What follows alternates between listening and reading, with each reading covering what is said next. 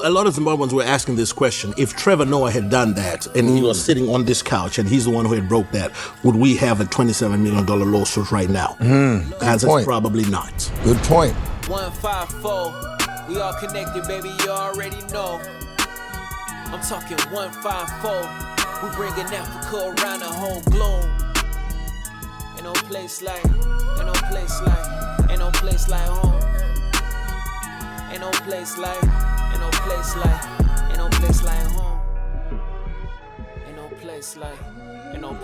Welcome to another episode of 154. Today's guest is Zimbabwean international stand-up comedian. He's a favorite on comedy stages around the world. He was named Breakout Comedian of the Year, has toured and performed alongside some of the biggest names in comedy, and continues to light up comedy clubs across the country and beyond. From Zimbabwe to Nigeria, South Africa to Uganda and stages across the globe, he proudly carries the humor, culture, and spirit of home wherever he goes. A true son of the soil, crowd favorite, and one of the finest voices in African comedy today. Please welcome Alfred Kainga! I'm like, who's he talking about? Who is he talking about? This guy right here. Man, what an What's intro. up, baby? What's up, Yes, brother? sir. I'm chilling, man. I'm chilling. Welcome to 154, man. Thank you for having me. Yeah, man, you look big I time. like the glitter. I like the glitter. Listen. I like the universe. Straight out of Ross, but it will look good. For $9.99, but it looks sharp than a mother. That. You know, Africans like the glitter on it. Yeah. Put the glitter. Put some glitter Yes, on put it. some glitter on it. Yeah, it looks good. But it's like black diamonds. It's not black diamonds, just glitter. It's like This like is deep. It's not like, black It's diamonds. like we're taking minerals. He's like, this is where our minerals are going. Vibranium is what this is. This jacket will make me disappear if I turn it on. You got You're like an African magician. You got the coffee. Y'all, fire. Like an African magician. Abracadabra. Yes. See this card? I can send lightning to you in a heartbeat. Why you always try to scare people like that? I know, right? Yeah, we always try to say, do you know who I am? That's a Nigerian threat. Oh yeah, do you know who I am? Do you know? That's a Nigerian threat right It's there. such. Well, hold on. Before we get into that, we got to go through the proper channels real quick. Okay. We got our food here. You got coffee already. I don't know if you want to mix palm wine with chin chin, but I think chin chin and coffee is a good combo right there. Kind of a good I guess you got a combo. pastry. Yeah, it's a pastry a little bit. So have you ever had this? No, I'm Nigerian. gonna try chicken. I've never had it. Chin-chin, yeah. I love Nigerian food. Now, let me tell you something. Okay. I ate me some egusi soup in a heartbeat. Tell him what's up. Oh, what you know? I feel What? Listen, I've been to Nigeria 4 or 5 times. Nice. Hey. Yeah, I probably got maybe twins over there. In Port Harcourt. Hold on. We had a good time. Oh my goodness. Okay, all right. So you're getting it in over there, huh? Man, we had a good time. That was a long time ago. A long time That means ago. your twins are about how old? Yeah, I was gonna say the twins are big. 10, 12. I gotta go see my baby. Well, if you're looking for your father, here he is. If you're twins in Nigeria, you're looking for your father. These are good. He might be it. Those are good, right? Yeah, you like it. So it goes good. Okay, They got a little cinnamon so in we it. actually got a good thing going got a on. good thing Chin going. chin and coffee. And it can be with the palm wine too. You know, it depends. Yeah, I don't know. You can do coffee. And How hard does the palm No, wine I mean hit? not the mix. Oh, why you trying to try something? I mean, it's here. Okay, all right. What's the percentage of the alcohol in the palm wine? Nobody knows, right? It's just No. Sneaks up on Okay, you. that's good. Okay. You take it as a shot or you sip on it? No, you sip on it. Man, You just sip on it. You can snort it. Oh, you gotta go cheers, Inject man. it if you have to. Hold on, damn. Hold slow. Right. You gotta cheers first, man. Here's to 154. 154, man. Well, we appreciate you rocking with us here. Give us the full name. What's your full name? So my name is Alfred Munyaradzi Kainga. Kainga. Yes, so Kainga. Kainga. Did you say your name properly? I'm sorry. He said it the American way. No, I said I never looked at it, so I said Kainga. Kainga. I said, did I say it wrong? I was like, Kainga. Yeah, he tried to stretch it out. He tried to stretch it out to cover it up. I was covering it. I was like, it's Kainga. Kainga. My fault. I saw the I in there, but I was like, it's either Kainga or Kainga. Right. But for them here in America, Zimbabwean people, it's all right. They won't be offended. No, it isn't all right. Yeah. Because our comments, they be murdering us. They be like, I can't believe this. Zimbabwe, we want to sue him. How can you say that? Wait, man, they're so sensitive. So I say, Zimbabwe, Kainga. Listen, to let you know. Let me tell you how sensitive they are. Okay. I told my uncle I was coming to this show. Okay, yeah, you told 154. You better be careful what you say. Okay. The whole country is going to be watching. And we cannot afford another $27 million lawsuit. I said, I ain't got nothing to do with it. That's not Speaking of that, have you and Learnmore worked together a lot? Oh, yeah. Oh, my Jonasi. gosh. Let me tell you something. Yeah. The first time I went back home to do a show was in 2017. Okay. I had just come off the Comedy Central TV show that Kevin Hart was putting. Kevin Hart was the first comedian to put me on TV. No doubt. That's my man. Shout out to Kevin. Man, amazing stuff that he's doing with comedians. Yes. He's got a new show now that he's doing Netflix too. is murdering. My gosh, man. Shout out to Ron Taylor who won that contest. Ron Taylor. That's my man, Ron Taylor. Funny. We got Reggie. We got Caitlin. Osama. They all worked with me at the Comedy Cellar in New York. So New York was represented. And Ron Taylor from Austin. Yeah. Really, who used to work as a door guy at the Comedy Store. He won. He's going to get the thing. Netflix special. I was hanging with him. I've been hanging with him. He's a fantastic dude. And we all under the same agency too. Yeah, we have the same agency. Oh, yeah, I was going to say we have the same agency. Oh, really? Yeah. Jenny Kim. Shout out to Jenny Kim. Innovative artist. Let's go, baby. That's cool. We got to plug them in so they give us work. I love you, Tamara. By the way, what does your name mean? Okay, we're going to go back to the name. Okay, so my first name is British. Oh, British. Right? Alfred. Okay. Because we were colonized by the British. Hey, Alfred. Alfred, like the same like in Fresh Prince, like Alfred. Yeah. Batman. Batman. Yeah, that Alfred. My middle name is Shona, which is my native language. Shona. And it means the comforter. The comforter. That's what Munyaradzi means. Okay. And then I don't know what Kainga means. You don't know? No, I really don't. Okay. Cool. Yeah, I really don't. But because you got the look of a dictator though. Look at you. Man, I will mess like them about to run a kick. Man, don't give me shut it all down. Hold on. Now, because remember when we had Learnmore on and he was talking about how people are like named like clitoris and you have names like fatherless. I know. Is that true? Like, okay. Because his name is Learnmore. Like, right. Okay. Yeah. So let me be. Yo, Akbar's gonna go. Could we clitoris? What I said? We take out. No, but that's what he said. The fact that you said you're going. I didn't like what I said.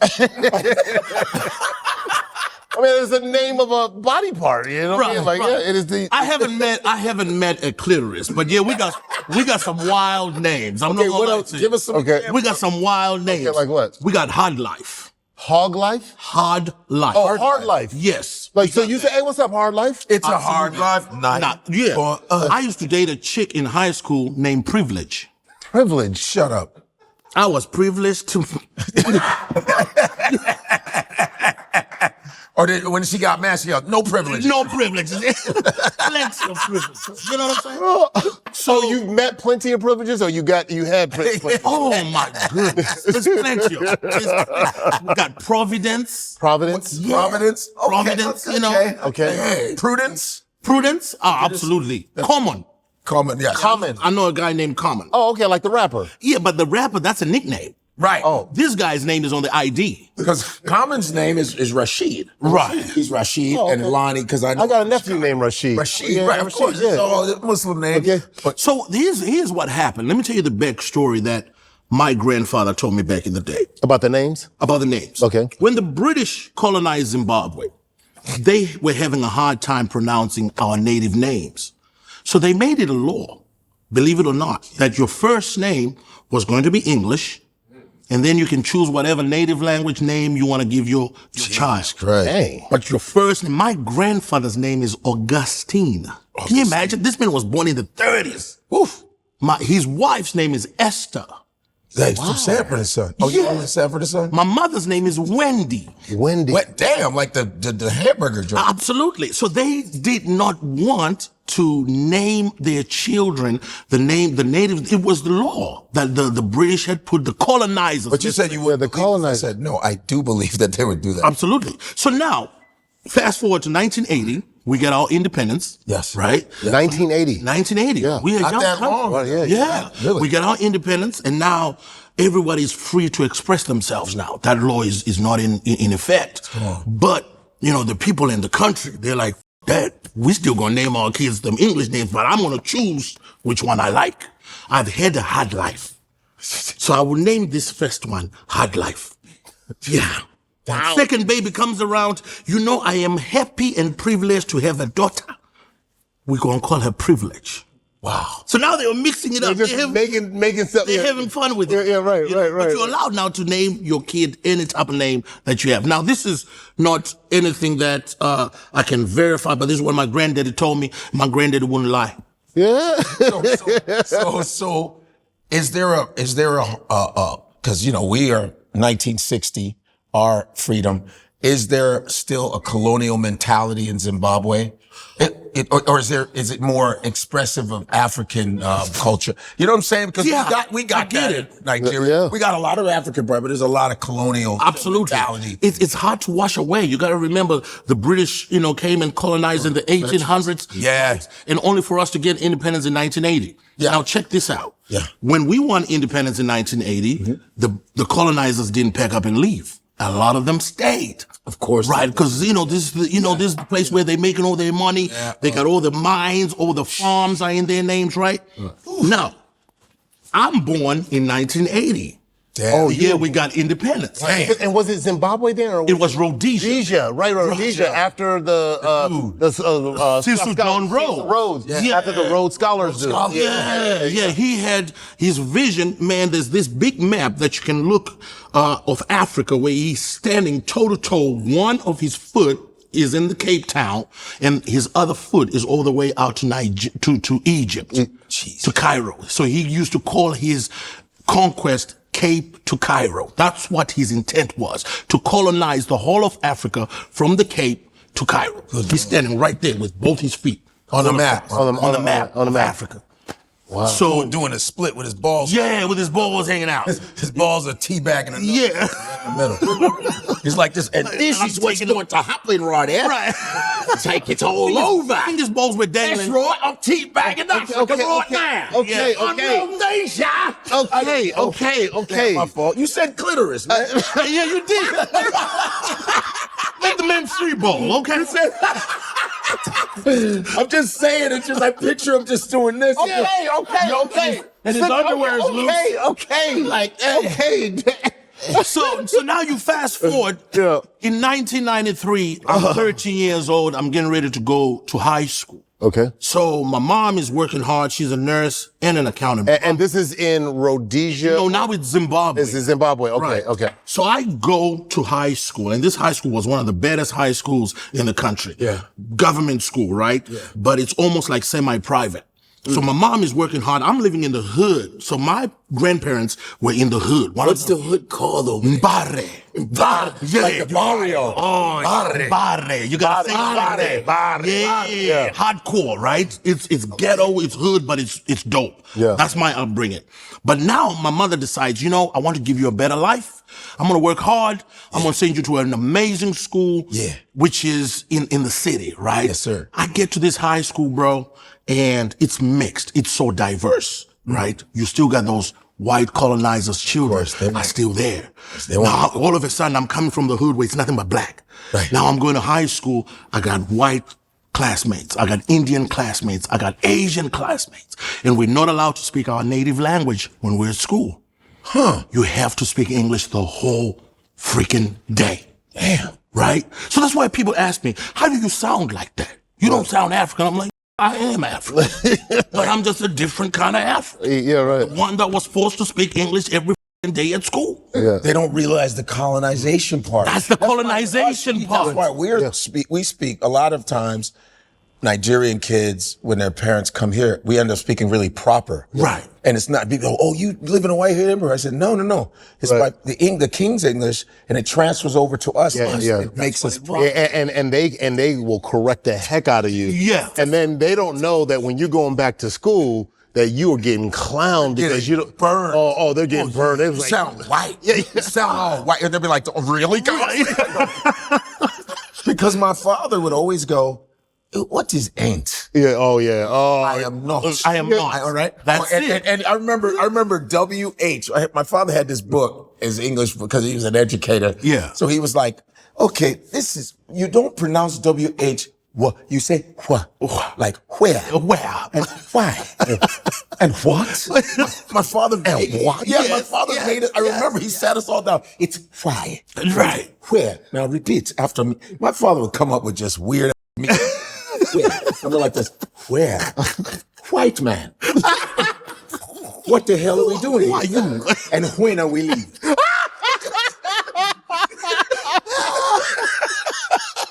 You had it. That's it. That's exactly. My dad never had that sit down. My father. Dude, my father. He said like correct us. Did your father ever have the family meetings? No, it was on the go. It was always on the go. No, my father would say, and this was my dad, because he wanted to be like kind of an open, like, because, Nigerian dads don't do no therapy and all. Right. My father said, he would try to America goes, okay, we will have a family meeting. Everyone sit down, all right? And so he'd sit us all down, and he goes, okay, what is it that I have done wrong to you? To you. He's trying. We go, well, you did this. Not true. So he wouldn't even listen. I didn't do that. African parents do not apologize. He denies everything. He'd be like, but Dad, you told us I never did. So it was just a bull ego stroke. My God. Everybody sit down and tell me how great I am. Yeah. But ask me what the problem is. And if it's bad things, like, no. That's what you tell them. You never buy us any presents. Do you have lights? Oh, yes. The water not running. What are you wearing? I remember I got handshakes for Christmas one time. I was like, Merry Christmas. Okay. All right. I'm like, wait. Are you hungry? The psychological questions that come after you dare complain. Yeah. You know what? It's fine, Dad. So you were in the body. So now I'm coming from the hood. I'm going to this crazy school. And you know what's wild is every time something went missing at school, I was the first suspect. Really? Really? Yeah, because you're from the hood, so you must have stolen. I didn't steal all the time. You know what I mean? I mean, sometimes I let other dudes steal this shit, you know. Were you the only kid from the hood? Were there other? We had a few. Okay. We had a few kids from the hood. It was a small group, so they could know it was one of them. Yeah, it was one of them. So it was crazy, but no, it was really dope though that our upbringing was cool. So that allowed me to have that diverse upbringing, that culture where it's like, okay, I know how to interact with this person because they come from a different background than I do, right? And still be able to maintain who I am as an African kid in Zimbabwe. Because the parents will remind you like, hey, we know you're going to this fancy school, but holiday time, back in and you're going to your grandmother's village. Yeah. Right. Yeah. For the whole summer. How far apart was that? About 2-3 hour drive. Oof. Oh. Yeah, you out. I mean, so you're in the city every day, you're riding the bus, you're enjoying electricity. Then summertime, you in the country, there's no running water. You gotta go to the well, you gotta pull, this cow-drawn carriage to go fetch water. So you get everything. It's a melting pot of all you had all life. the different types, Wow. It's wild. And then now you're going to school and you got a kid who's driving a Mercedes-Benz to school. You know what I'm saying? So the separation of classes was wild. That's from there are people stealing everything. That's what's crazy. Like, shot the advantage. Well, sorry. The richest ones were always colonization. Right. Where I got my Benz from. And then you got the politicians who came over and took over. Now they're rich too. Oh yeah. Because they got it going on. So now I'm going to school with politicians' children and dignitaries. Ambassadors. So what kind of language did they? So you were told not to speak your language at school. How many languages were they taught? Any other language? So at that particular high school, they would also teach French, and get this, they would teach a dead language, Latin. I was going to say. So, are you learning Latin? You couldn't speak your language at school, but you had to learn Latin. Dead language. You had to do Harry Potter. I'm in this Umanus. Yes. Yeah. I get a magic wand. Do you speak multiple languages now? Well, I don't speak French nor Latin. I refused. Okay. Yeah, Nice. I speak English, All right. and I speak my Shona. Okay, language. Shona. And my grandmother comes from a different tribe, which is Ndebele, and I speak Ndebele as well, which is more like Zulu. Okay. Yeah, he was- Okay, so fluently. Fluently, all of them. Well, okay, so what's the relationship between the Zulu? Shona. No, Shona and Ndebele? Debele. Yeah. Is it Debele? Ndebele. Ndebele. Ndebele. No, you keep putting. No, he said Ndebele. No. Yes, it's Ndebele. I can't help myself. Ndebele. I listen. Linguistics, brother. Yeah, he got it. Well, I'm. You said, is it I have in the belly? no, wait. Is it in the belly? That's a movie. Nas was in it. Can you stop making fun of me because I have a condition. What is I'm tone deaf. Oh, okay. Yeah, I'm tone deaf. It's a condition. So if you make fun of me, Are you really tone deaf, like music wise and stuff? I look. Do I look like a singer to you? You know what we say in the Saying. You know what we say? What we say in the African family when you say you're tone deaf? He is just hard of hearing. No. But so it's in the belly. Ndebele. The belly. Yes. The There belly. you go. You got it now. Okay, the belly. Yeah. The Don't belly. separate the N and the D. Okay, so belly. he had it right. Yeah. In the belly. Ndebele. It's like my Nigerian name. I just don't like when he does see. when he does better than me in some of the cultural stuff. I get It's better. I know it's not about better. yeah. It's about I'm just born. He just got it like On the other hand, things take time for you to learn. Okay, Al Sharpton. All right.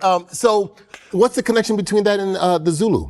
Okay, so Because you said the Ndebele- languages are the same. So back in the day, Shaka Zulu had the Zulu Nation, right? Yes. And during that time, there came a time called the Mfekane, which was like the Mfekane. Infectile. That's up. Ne. Mfekane. Infectile. Infectane. Yeah. Yeah. That's hard. Nasty. Boy, he is. Yeah. Oh, I'm nasty with the linguistics. Basically, what that was a rebellion against Shaka's rule. So a couple of the chiefs got together and said, "We've had enough of this dude. Let's get on up out of here."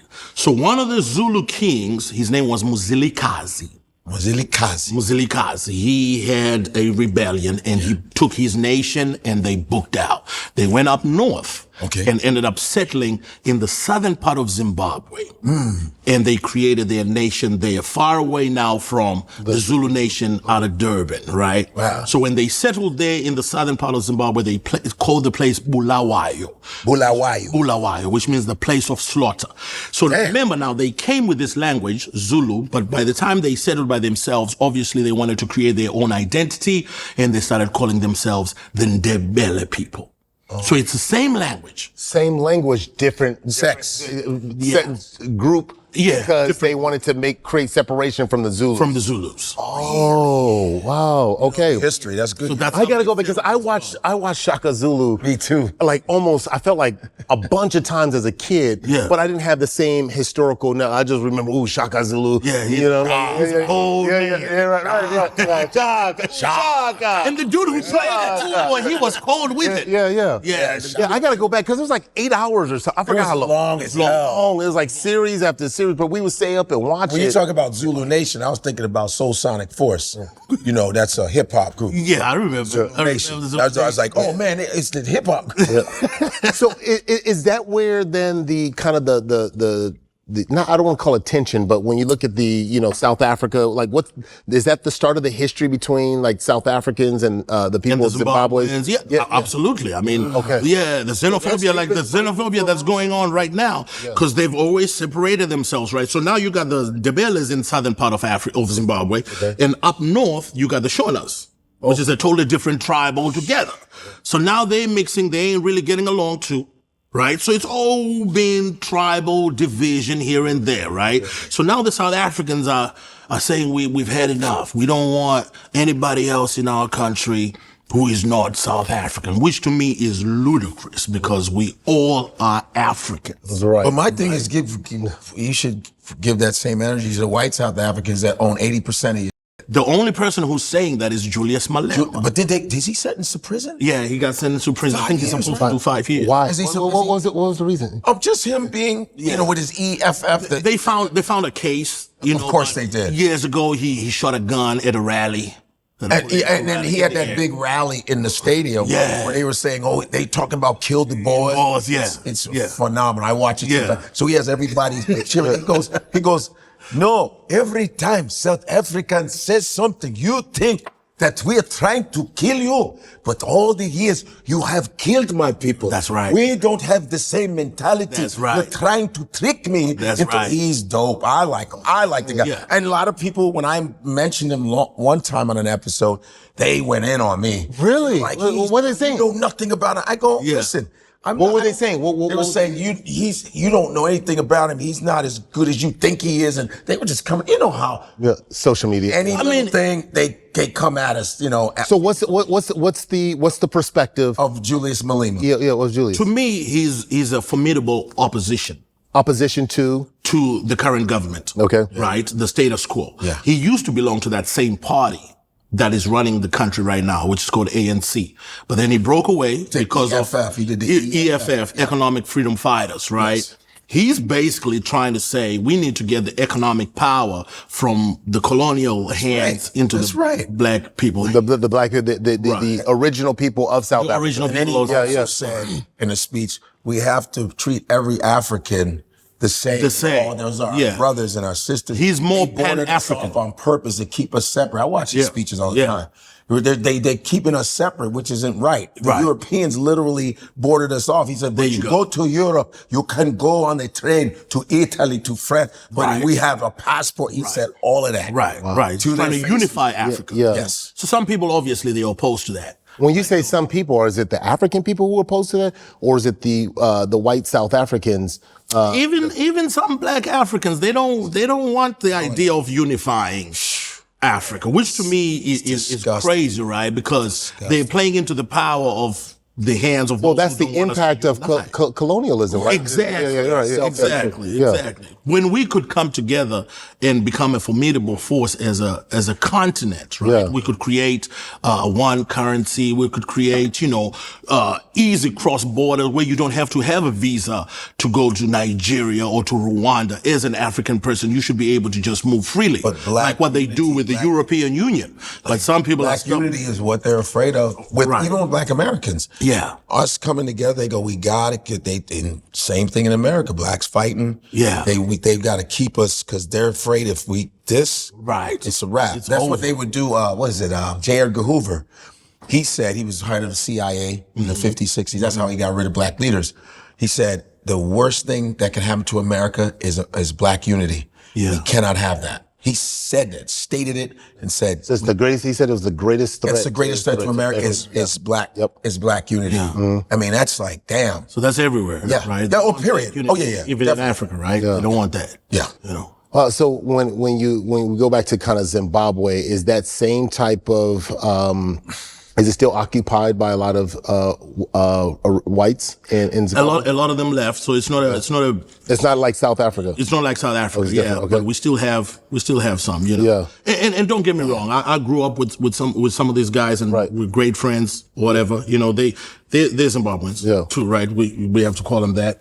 No, hold on. That's interesting that you say that because I've had this conversation. Let me drink on that. But because to me, this is a real conversation that I think it's interesting because I've often said this, and you answer it and you tell me what you think. Yeah. If my father decided to not come to America and he raised us and we were all born in China. Yeah. And I grew up in China my whole life. Yeah. Nobody would consider me Chinese if I was born in China, right? I would never be considered like that. Yeah, I would never be considered Chinese. Right. You know why, right? Go ahead. Black. They don't want us to have anything. Yeah, so you can't even claim that because. But if you were white and you said I'm Chinese, they'll go, that's the privilege of being white. Yeah, we can see. Right.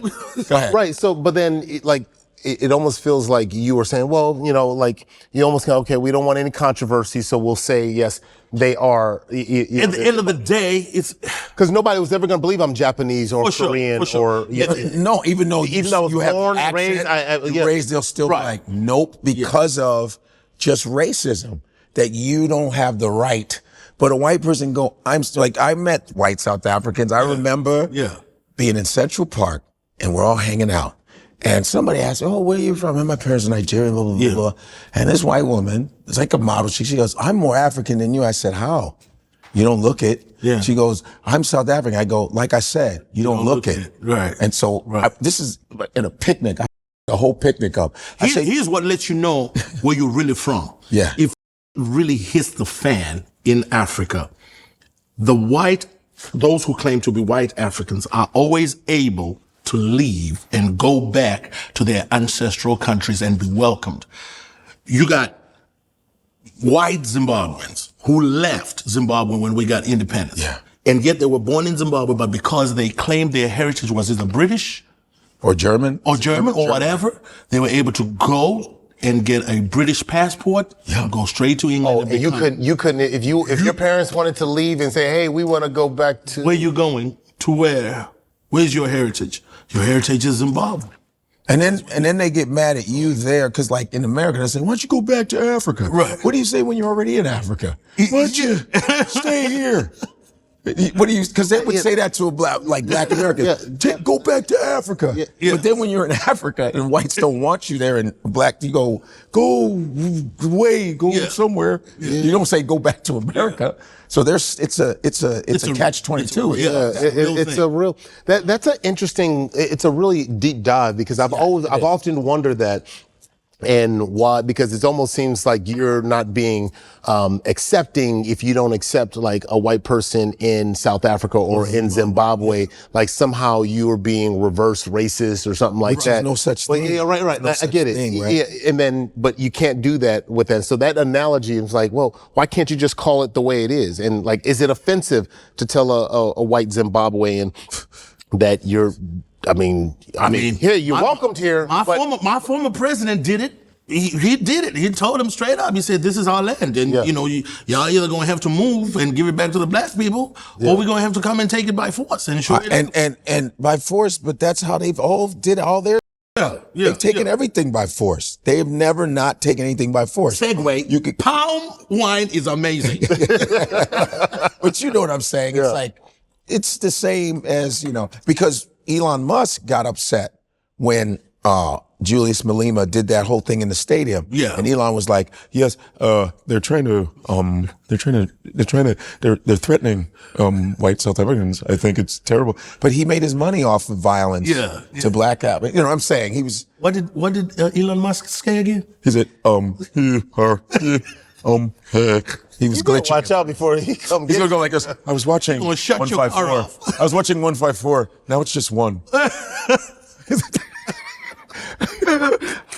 It's only Akbar left. God, he better watch himself. God forbid. Right on. Is it true that Learnmore hooked you up at the Apollo? Did he help you get onto the... Me? Yeah. Nah, you better rewind that. Wait. Oh, no, we're starting a battle. Oh, so you helped Learnmore get on to Apollo? I've been doing this for 21 years. Oh, you serious? So you helped Learnmore. So I messed that up. So you helped Learnmore get onto the Apollo. So Learnmore came, I think Learnmore has been here for about 4 years, maybe 4 or 5 years. Because he started in Pittsburgh, right? Yeah, he started in Pittsburgh, and then moved to LA about a year or two ago. But about 4 years ago, I did, Bob Sumner hit me up. He was the Def Comedy Jam guy that brought everybody, worked for Russell Simmons, Bob Sumner. Okay. Bob Sumner. I had to audition for him and I never got it, so go ahead. Okay, so Bob came to Dallas and he had seen my set and he was like, you are phenomenal. I need to put you on a show. And I'm like, I've heard this before, right? So months later, Bob calls and he said, hey, we need you in New York, Apollo, we're doing a show, right? So I went out there and destroyed that joint. It was nice, man, standing all, right? And he said, you're gonna go places, Alfred. I told Tracy Morgan in 1993 when I seen him, I said, you got the same it factor. And I think you got it too, Alfred. I remember in 1991, I went to Chicago and I saw Bernie Mac. I said, I called Bill Bellamy. I said, Bill, I think we found our next superstar. And he got him down. That's his talk. So I did the Apollo that year. They called me back again the second year. I went back and I did it again. Third year, this time they said, Alfred, we want to do an all-African cast, right, of comedians. And I put this comedian and that comedian. I said, great. I'll come back and I'll do it again. Third year in a run. And one of the comedians was not able to go. Tricks. That's Tricks. I was Yeah. just with Tricks from Canada. He's Canadian, Ghanaian. Okay. Ghanaian. Yeah. So he called. He said, Alfred, I'm not going to be able to do this show. I got another show that I got to go do. So I called Bob. I said, Bob, we got a problem. We don't have another comedian. And he said, who do you have that we can use to replace? Learnmore had just got here. I'm on the phone with Learnmore. All the time. I'm chatting with him. I said, dog, listen, I got a plug for you, man. This is huge. Would you like to do the Apollo? Oh, my brother. Oh, you know how he does. Yeah. He's all happy, all right. His dreads flying all over the place. Calm down. There's not a lot of money. This was my chance. So we go, and that's how I got him on the Apollo. So I called Bob. I said, I got this kid, man. He just came from Zimbabwe. He's cold with it. Would you like for me to send you his tape? Bob said, nah, I believe you, Alfred. If you say he's funny, he's funny. That's how he got on the Apollo. Awesome. Oh, cool. Wow. Did he ever pay you? Here we go. Like Take that? another sip. Here we go. Take it. I'm still waiting on my money, Learnmore. Is that, well, he might not have it now. Well, yeah. He's got a lot of bills. A lot of bills. He has lion fees. Oh, yeah. Make a lot more merch, brother. I'm glad that wasn't me. Is that big talk in Zimbabwe about what's happened? Because it was It's huge. It was quite the conversation. Of course. Now you got to remember, Zimbabwe is such a small country, right? That it's not a lot of us out here. Yeah. I had been the only. He was the first Zimbabwean- person I've ever met from Zimbabwe. There you go. Learnmore was the first person. I had never met a person from really? Zimbabwe in my entire life. You see what I'm saying? Yeah. So for the longest, I'd been the only Zimbabwean comedian in the U.S. Oh, wow. And now he's here. There's only just two of us. Two of you. But man, there's a lot of Nigerian comedians. Yeah. You know what I mean? Yeah. But so when this story broke out, obviously we saying this is crazy. This is a crazy lawsuit. And then yet again, if you dig deep, here you go that little separation, that xenophobia coming in. That was the main part that Learnmore said. He goes, Godfrey, listen. They don't like us. It's been a long time where we've been fighting. Yeah. I said, that's where the anger is coming from. Right, because They don't like us either, but it's been longer with the Zimbabwe against the South Africa. Because one of the statements that he said, that the writer, the LeBo M, was like, I'm not happy with what this comedian has done. And mind you, let me preface by saying he is Zimbabwean. Like, okay. Yeah, it was some old petty. So because I've been talking to LeBo M. I've been going back and forth with him and having a conversation. And because really, I felt some type of way where I wanted 154 to be the place that could hash that, right? Because it is 154, right? We're trying to bring the entire continent together. And so, trying to figure out how do we diffuse this to bring cultures together, and I didn't know until you told me the historical impact of kind of what has happened and described in the history. But for what I got from LeBo M was more that he was offended that his art was part of this viral thing. And I see the age generation, there's the gap generation between the two and what's funny, what's not considered funny. So there's a level of sensitivity there. Yeah. Does that come across to the Zimbabwe people, or is it more rooted in, I wonder if this is all just the historical stuff? Well, a lot of Zimbabweans were asking this question. If Trevor Noah had done that and he was sitting on this couch and he's the one who had broke that, would we have a $27 million lawsuit right now? Answer is probably not. Good point. Yeah, he would be like, oh, that's hilarious. That's my brother. That's weird. But the fact that, and then he was teaching us, remember he was teaching us words? Yeah, right. That's because it's the whole, whatever. It's South African. Right. So he was explaining, that's not my language, but it's Zulu. Right. Yeah. So that made them even more. And which connects it too, because I didn't understand why. I was like, okay, if you Zulu, like I associate Zulu with South African.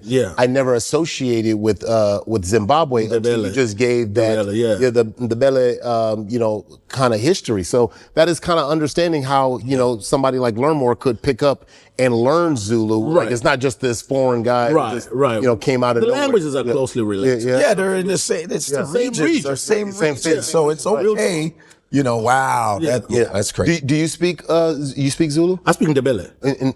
But you know Zulu. Pretty much Zulu. So if a Zulu is speaking, I can understand what they talk. Oh, that's crazy. Oh, gotcha. Okay. Yeah. Hold on just a second. Got my next card. Segue. Yeah, Right now, Steve Harvey. Before you ask your question, man, I gotta tell you this. When I walked in here, you know, people gas you up like crazy. Yeah. I had my homegirl the other day talking about, Alfred, you know you look like a football player. I'm like, man, for real. You look like a nose guard. Like a football player. You be like a nose guard. And then when you walk in and you meet a real football player, you're like, it's a whole nother level. that girl was lying to me. Well, that girl lied to me. Look at this guy. You could be like a fullback.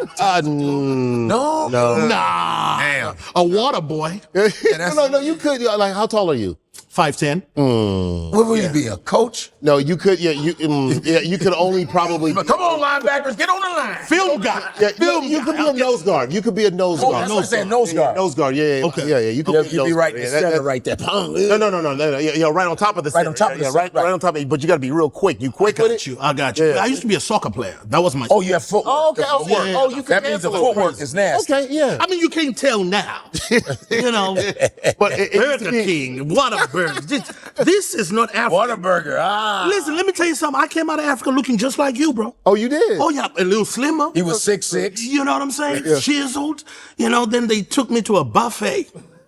I'd never been to a buffet in my life. Like a buffet. In Texas. What did you think about buffets? What did I think about buffets, man? The white lady had to tell me, say, you can't do that. I was at the ice cream machine just like this. What? I They don't have all you can eat in Africa. No, I said, you mean to tell me I'm going to give you $10 and I can eat all this? I had tears running down my What buffets were you going to? The Golden Corral. Oh, no. The Golden Corral.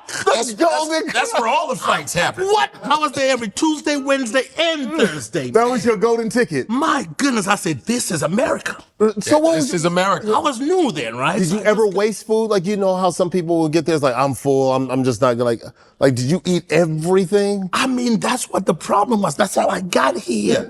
265 pounds, you don't throw food away. 265? I'm 265 You weigh now. the same amount as me. Damn, that ain't, that is not even. Yeah. Like a rock. Wow, you guys can battle. I'm a Remember, battle if you guys were boxers, you'd be in the same weight class. It's like Ali Frazier. Ali Frazier. But you'd be in the inside. Bomb. I'll just keep that. I can just keep that reach, man. I could just- I had to lose some weight. I was getting up there. I got up to 280 not too long ago, and I was like, And how tall are you? 6'6". 6'6". Yeah, That's yeah. a gigantor. Yeah. And there's dudes bigger than that, than him. Oh yeah. Insanity. Oh yeah. There's this new guy going. I mean, that just came from Nigeria. Nigerian? Yeah. Who are? He never Who played football. Bernard. 6'5", 6'6", 315. 306 pounds, 6% Runs a body 4'6". fat, runs a 4'6". I mean, That's a locomotive, man. I'm telling you, when he hits somebody, it's over. You remember that scene in Rocky where in Ivan Drago, Rocky 4, and he hits, and boom, and he hits like 2,200 pounds per Whatever he square hits, inch. he destroys. Yes, Yeah, he's a that is what is going to be like. I've never seen anything like that. Let me tell you just a quick story about this since we're talking about that. Yeah. I knew my time was coming to an end in the NFL. It was Chargers. It was a preseason game going up against the Seattle Seahawks. And there was this dude at the time. He was like, I want to say he was like 250, and he ran like a 4.4 or something, which was insane. But he's a bigger dude, special teams. Scary. He ran down so fast, hit me so hard, and I felt like Rocky, like, and I was trying to and my pride was trying not to go down. I come on the side and sit on the bench, and the coach is looking at me. He's like, dang. And I'm like, or the trainers, and I was like, what? I take off my helmet, I'm bleeding. I'm like, how am I bleeding? I didn't bite my tongue, I don't feel nothing. The face mask caved in so much and it cut my lips and I'm bleeding. I didn't even feel it. What? I have never had my mask cave in on me. And I'm going, wow, like these dudes, like to be that big and run that fast forward to now, to be 306 pounds. Moving night. And to move that fast. Crazy. If he runs straight line, just run somebody, like He's good. He could end somebody. Like, no doubt. That is a lot of weight and a lot of speed and a lot of force. You know what I mean? That's good, man. And they showed him doing the drills, like the dodging drill. And once he gets that, and this guy has never played football in his life. Yeah, it's an incredible. We're hoping to get him on the show. I've been reaching out to him, because I really want to. Like, I love his story. You know what I mean? Yeah. But man, we're all built kind of different, man. So you talked about going to Nigeria. You've been to other countries? Yeah, so I've done, my God, man, comedy has been an amazing blessing for me. I've seen the world with comedy. Okay. Yeah, I've done Jamaica, the Bahamas, St. Martin. all the Caribbean. Uganda, okay. Yeah, I've done Uganda, South Africa itself. And the English is great. Like it transfers over. I did South Africa. It's just like they understand. Yeah. It's great. So how many countries on the continent have you done? I think I've done Zimbabwe, South Africa, Uganda, and Nigeria. In Nigeria, okay, It's awesome. Cool. Yeah. Do you have plans to go throughout? Like, that's one of my goals. And I asked that question because, and something I just came back from Nigeria, took my kids. But, oftentimes people talk about how many European countries they've been to, how many places they've been. But like to be able to say, I've been all throughout the continent of Africa, Right. and that be it's a thing, it's a badge, you know what I mean? To be able to go, hey, I've seen East Africa, I've seen the Central, I've seen North, I've seen South there. And you know what I realized by traveling in Africa, I started knowing more about Africa when I started going to Africa. Yeah, no doubt. It's crazy. Because when you go to Nigeria, it's a totally different culture altogether than when you go to Uganda. And it's like, oh my gosh, man, It's different. we're so diverse and we're so beautiful. So I want to be able to do shows everywhere. As a matter of fact, I want to do a show where I go to each country in Africa and find some of the baddest comedians they got. Yeah, and of do course. a show, out doubt. there and showcase that. Because we are very funny people, but a lot of the people, the world doesn't know that. It's coming around. And you talked about us, Nigerians. We got to have a talk about this. What happened? You know what I mean? I know you've gone to Nigeria, you've been there, you've done your jokes, but I mean, why are you always talking about us? Wait, listen, man. You and Jonasi. Yeah, why you Both of y'all. what's your problem with Nigeria? Listen, I ain't got no problem. Some of my biggest checks have come from Nigeria. Oh, really? Yeah, but you're gonna suffer. Did they bounce? No, they clear. They clear. Oh, I'm sorry, we forgot you. I will get back to you. When you go to do a show in Nigeria, you just have to be prepared you're gonna be there all week.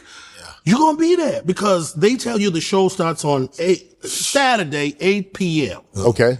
I'm so used to doing structured comedy. Out here, when you are at the Improv or the Funny Bone, if the show starts at 8, you better be there at 7. You better be getting ready to get on stage. I'm downstairs from my hotel at 7:30 in Nigeria. I'm all ready. I'm booted. Nobody's there. I'm like, what the is going on? I mean, people are still sweeping the floors. I'm like, sounds about right. Yeah, the show is about to start in 30 minutes. So now you call the guy who's got the show going, hey man, where you at? My brother. I already know. My brother, we're just waking up. Why are you early, my brother? I said, the flyer said 8. My contract said 8. I was sitting there, bro. I got on stage Sunday morning at 2 a.m. No, you didn't. I sure did. It's on record. It was, hold on, you were supposed to be at 8 on a Saturday. Nah. You didn't start till 2 on a Sunday. When they tell you you're doing a show, and this is a big auditorium, Echo Hotel, right? Echo Hotel, yes. It's a big hotel. Huge. Massive. 3,000-4,000 people in there. Damn. And they tell you, Alfred, you're going Insane. yes. Because, I've had the privilege of working with a dude named Basket Mouth. Basket's my guy. It's my guy. So Basket was like Alfred. Famous comedian. Very famous. Over 8 million He's the people. OG of Nigeria. He's brought me to Nigeria 3 times. All right, he's Yeah, fantastic. so he's like, Alfred, who do we bring this time? So I helped him, I helped make some of my American, comrades, their dreams come true. I took my OG Capone. Yeah, we took him to Lagos. JJ Williams. JJ. D-Lay. All these cats, they've been to Lagos in that joint. So, but what they don't tell you is, there's going to be 20 comedians on the lineup. Yeah, that's the problem. Yeah. So it takes forever. Oh, forever. You got all the Nigerian comics that getting on Everybody's stage. tired though by the time. Right. That's the only problem about going internationally. Is me, I have to be like, hey, listen. There's gonna be 2 or 3 of us. I don't want 18 local comics. Right. Okay. Before we'll have chicken wings coming. Yeah. And hot sauce is coming. Then egusi san. Yeah. will be coming. They will stack. Yeah. and these comics are murdering. What? Because they're locals. They're doing locals. Colloquial stuff, and they're talking in the Brit. They're like, a minute. So did I? Yeah, everybody What do you loves say? Right. And here you come. Well, my father's a Catholic. Yeah. I'm like, who is this now? Come on now. Come on now. Everyone's like this. Okay. And you're 20th, and you're the main dude. Right. And the Caribbean, they'll do it to you too. The Caribbeans will do it. The Caribbean. Yeah. My man, shout out to my man, Major Hype. Major Hype is my man. Yeah. Yo, and they were like, yo, you got to do a show with Major Hype. Like, you ain't tricking me. Nope, you're not doing this. There'd be like 10 Jamaican do boom, class, and I come in like, hey, what's going on? So my mom's a Catholic. Boom. Where that boom, class? Get rid of him. Where Major Hype? You blood clad. You're not funny, man. Get out of here. You come here with boom, clad. You gotta make sure. Oh my goodness. You gotta be very specific. Yeah. Or they will. Yeah. They will. Oh my god. First time I did a show. So the first time? Okay. The first time I did a show in Jamaica, right? I didn't know this because I grew up listening to reggae music. I love the dancehall culture. Of course. And the dancehall culture is pretty vulgar, right? You know, shaking, boom, boom. phenomenal. You know, and all the that they be talking about. Love. So I'm going there thinking, oh, I'm going to kill him with this shit. You know, I'm going to... I get on that stage. What's up, mother? Ain't this some shit? Beep, beep, beep. Nothing. Not a damn thing. What's going on? So the promoter, he came to me after she said, Alfred. So how much time did you have to do? An hour. I was the headliner. Oh my gosh! So you came on that they're doing all this bit. So I love it. Oh, what's the but? No, he's going. What's up? He's trying to connect to them. So he's patronizing them. Yeah, so I'm thinking, you know, Okay. I'm gonna do this, you So know, now this is how many minutes of this you eat your balls. 10 minutes in there, you like, man. You're getting dry mouth now. That's where you start talking about beautiful weather. Yeah, man.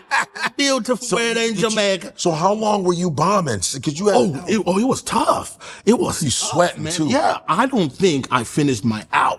what? So I was like, all right, man, y'all have a good night. How many people went before you though? About four. About four. And they were all local? Oh, they were killing all local dudes. I was the main attraction. So that's hard to They'll do. bury your ass. You gotta be careful. That's why it's good if you brought your own people. Like, now I got some other comics. cats. Because it helps to set you up. Now check this out. Yeah. This is first night in Kingston, Jamaica. So the guy tells me, I said, what happened? He said, you know, Alfred, let me tell you something. Jamaica a real conservative country, man. We don't cuss like that. I said, what? Not the music I've been listening to.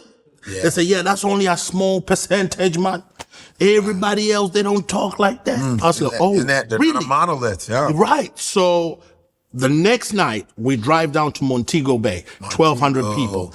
And when I first got on that stage, man, I said, okay, I hear you guys are a Christian country. So if I cuss and slip up tonight, please forgive me. And then I got into my Laughs. Killed Yeah, it. you knew you read the room. I read That's the all. That's the thing. It's a learning process. Yeah. You got to be careful. It's always good.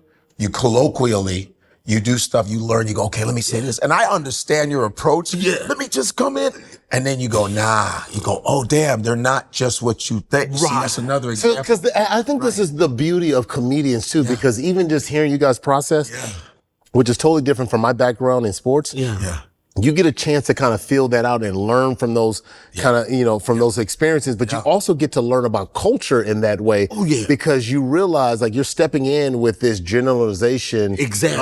of a culture, and then you walk in like, Like, nah, no, people, it's not like, cause like even you saying that, like conservatives made me think of like Africa. Most people don't realize like the majority of African people and countries within Africa is a very conservative, very much very so, conservative. probably, yeah. And it's the difference because when people in America hear conservative, they immediately go to Republicans, right? Yeah. It's not that same not type that- of no, not at all. conservative. No. It's just it's like, I'm not gonna be out there doing this and cussing and Right. Because even Nigerians, like my parents really didn't curse. They At were all. very clever in how they insulted you, but they weren't, like, we're not a cursing country. even if you think about the way the women wear their clothes and the way they cover up their Everything's shoulders. covered up. It's colorful. Yeah. But it's not like, showing half your thing and Not going, at all. Not at all. That's true. So I learned that real quick. And as a comedian, you don't have a lot of big time window to learn. You learn. it because you got another show tonight or tomorrow. And your confidence is, you're like, What? you're like, your confidence is low, especially if you're used to murdering. Yeah. And then you hit a wall and they're like, Yeah. Like, oh man, what, y'all married? Yeah. Look at my man's t-shirt right there. Look at his sweater. And the worst is when you try to go for the audience and they're like, nah, They man. ain't feeling it. Nah, man, nope. And then he says something funny and they laugh. They laugh. He says, he's like, what about your bomba clap tight pants? And you're like, oh, damn. How do you recover? How do you recover when you think and when you can't get the room back? You shift, and you shift. keep going. Yeah. You shift and you keep going. You shift. You go, all right. And depending on how much Shift or you shift on your pants? Because, Oh, okay. you say, well, you already. Yeah. But you already got doo-doo in your butt. Now you're like, all right, what's that smell? Now you start me. But you go. You've been doing it 20-something years, right? 21? Yeah. So he has enough arsenal to where you go, okay, this first 20 didn't work. I got this other 40. There you go. I'm gonna go with this other. So you That's go what in. So you go Yeah. in with the game plan because I'm not a comedian. So I don't But you as a so you go football in on player, game plan and you say, hey, this game plan isn't working. You go came in with it. You call them audibles now. You call you audibles. You got Yeah. You change. You know how you change in defenses? You change Yeah, right. looks? Yeah, you come out trips right. Oh shoot, we didn't Right. Trips. Oh shoot. Right. And Yeah, you gotta be yeah. like Manning. Omaha. And you go. That's it. Talk about the eggs spilling in your mom's. Yeah. Man, you ever have you just keep going. keep going. So you'll go with material that you didn't even plan. Oh, you got to come always, out. Okay. Yeah, that's why you always gotta stay right. The bow and arrow ain't working. Damn, let me get the shotgun. Let me get the 45. Yeah. And then sometimes you go bam, because here's what thing about comedy. When you end strong, that's the best. Yeah. The worst is when you start off really good and then go dip. They go, damn. Yeah. He was doing good too. But then if you ever start off like you were doing and you end strong, they go, man, at first he was whack. Yo, yeah. you ended that nice. They remember the ending. They remember. It's very It's weird. the ending. Very strange, yeah. It's not how you start, it's how you finish. It's how you finish. Yeah. So the way I got him in, I started talking about the whole of the island. I started talking about Jamaica, Smart. culture. Yeah, I started the food. Oh man, they were eating that shit up. I don't know why it is. People love for you to talk about them. Yeah, because you said you studied us. You didn't just come here. You learned because you took time out to appreciate us. That's any country you go to. You learn something little. What's that street you call? Blah, blah, blah. Yeah. Oh, how do you know that? Yeah. And you're in. Yeah. That's it. Yeah, so you come to the States, you get all settled. Your mom's come to the States, and she thought you were like, man, my son is in America. She comes here and she's like, you are rich. She was like, why'd your mom think you were balling like that, man? She said, you rich, huh? Because you know, back home in Zimbabwe, right? We got this thing where you see somebody who's kind of chunky. Like, yeah, he a bowler. Yeah. He got money. Oh, he's doing well. Because he's eating good. He's eating good. You know what I mean? But over here, you get chunk like this, you eating junk food. Yeah, right. Eating Yeah, that's so true. You know what I'm saying? So my mom's come, I'll go pick her up at the airport. Oh, my son, look at you. We are rich. It's like you're like this mama, trans fatty acids. I said, this ain't nothing but Burger King. Yeah, we ain't rich. I need rent money from you if you can help me out. Your mom come in, you like, Mom, I need some rent money. It got so bad, I called Africa for donations. Take another sip. I said, I'm over here now. I see the commercials. You've been getting 50 cents a day per child. I didn't know that until I got here. They hung up on me. You know too much. It's all Burger King. How much did you weigh then, and how much do you? Oh, when you say how much you weigh now, were you bigger then? I was 92 pounds when I first came. Man, llisten. Come on, man. You know you're skinny when you go to get some x-rays and they just pick you up and put you in the light. How's he? Yeah, I see a tumor right there. Yeah, he gonna be all right. What? So you put on 160 pounds, your mom like, oh yeah, you living large. Oh, yeah. So you were way leaner, huh? I was super lean. I was like- a soccer player for real. So you were like one. Yeah, maybe 110, 118. No, are you serious? Oh, yeah, I was skinny, bro. 110? I was skinny. I tell you, I was skinny. You went from a marathon runner to a dictator. A spokesperson for Wendy's. You went from Pele to Idi Amin. Yes. If you tried a double patty. Oh my goodness. French fries with ranch and cheese. Oh, he knows all his meals. Yeah. He's naming all his favorite meals. I love this guy. Oh my God. Did you have a favorite when you first came? Well, my first job, I was working at Jack in the Box. Ugh. Yeah, That's so great. Yeah, and then I worked, and then I moved from Jack in the Box to Whataburger. Yeah, Whataburger. so they let you eat whatever you want. So I'm making why it's you whatever. Yeah, Whataburger. I'm letting you make So you one eat Whataburger whatever for you you want. and one Whataburger for me. I was making all kinds of burgers, man. You ever have Whataburger? Oh yeah. Oh yeah. off the chain. You know, when I first got there, I was like, being from California, like I'm so literal. Yeah. Oh man, what's this? What a burger. Of course, Akbar. Of course, Akbar. Hi. I heard you. What a burger. What a burger. Like, oh man, this is good. Like, what a burger this is. You know, Oh, remember, what?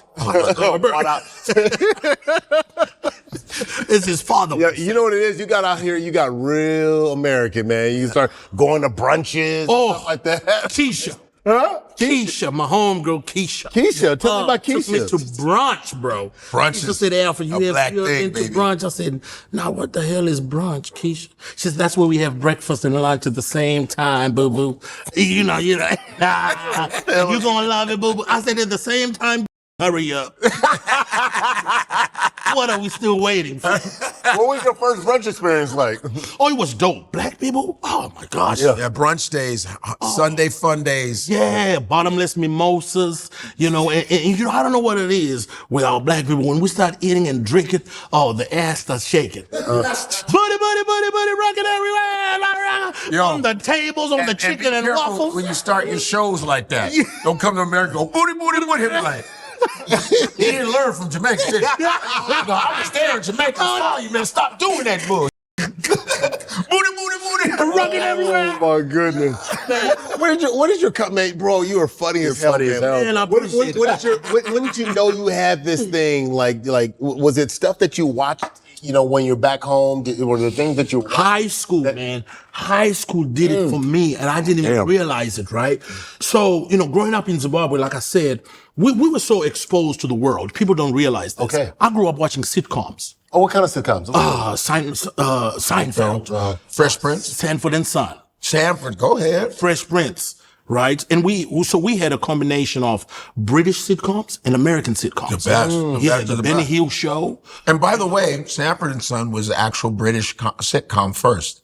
It was called Steptoe and Son in 1961. right. And then Norman Lear adapted it. Like All in the Family was Till Death Do We Part. Three's Company was Three's Man in the Company, House. yeah. So they were, Sanford and Son was a British comedy first. Wow. And then Red Fox and Damon Wilson. Yeah. They took it over. So a lot of our, like The Office is British. It's British. It's yeah. Ricky Gervais. Yes. Yep. Yes. So we've adapted a lot of British sitcoms from the 60s. They've been doing that for a minute. But the British are brilliant at sitcoms. There used to be a British Situational sitcom called The Desmonds.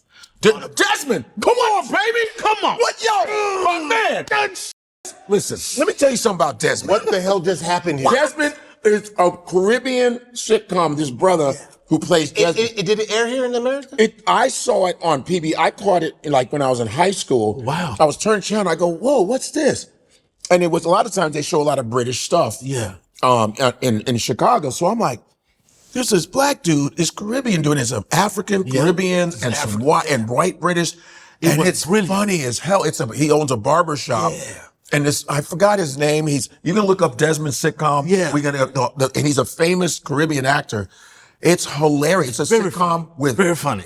a very proper African The African dude. guy always And there's, come in. and there's pork pie. There's pork pie, the guy with the Yeah, pork pie. So when did you find Desmond? Like, Yeah. We used to watch it in Zimbabwe. really? Yeah. and the music's Caribbean. So I was exposed to all this. Desmond. So now I'm taking all this that I'm watching, What's his right? name? There's Desmond. What's his name? The star, the cast of Desmond, the actor. And I would see It was Desmond. I was iconic. loyal to Desmond. Then iconic. I found it again. Huh? Yes. No. Yes. So you watched Norman Beaton? Yeah, growing up, all these sitcoms. So I'm taking the stuff that I'm watching because I had no clue that most of these sitcom stars that I was watching were stand-up comics. I didn't know this.